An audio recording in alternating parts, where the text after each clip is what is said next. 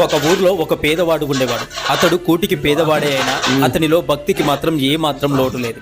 కూలీ నాలి చేసి వచ్చిన దానితో సంతృప్తి చెందుతూ చాలా సంతోషంగా జీవనాన్ని కొనసాగిస్తూ ఉన్నాడు. అలా ఆ ఊర్లో వారందరికీ అతడంటే అభిమానం ఏర్పడింది. దైవానుగ్రహం వల్ల నాకు ఈరోజు ఈ పని దొరికింది, దైవానుగ్రహం వల్ల నేను ఈ పనిని సక్రమంగా పూర్తి చేయగలిగాను, దైవానుగ్రహం వల్ల నేను ఈరోజు ఇంత సంపాదించగలిగాను, ఇలా అన్ని దైవానుగ్రహం వల్లే అనుకుంటూ ఉండేవాడు ఆ పేదవాడు. ఒకరోజు రాత్రి భగవన్నామ స్మరణ చేస్తూ ఇంటి బయట కూర్చున్నాడు. ఇంతలో కొంతమంది దొంగలు అటుగా వస్తూ వాళ్లకు మూటలు మోయడానికి ఒక మనిషి కావలసి వచ్చి ఈ పేదవాడిని పిలిచారు. నిజానికి వారు దొంగలని ఈ పేదవాడికి తెలియదు. అలా తీసుకువెళ్లి వాళ్ళు ఒక ఇంటిలో దొంగలించిన నగల మూటను వాడి నెత్తి మీద పెట్టి తమతో రమ్మన్నారు. ఇంతలో అటువైపు రాజభటులు రావడం చూసి ఆ దొంగలు పారిపోయారు.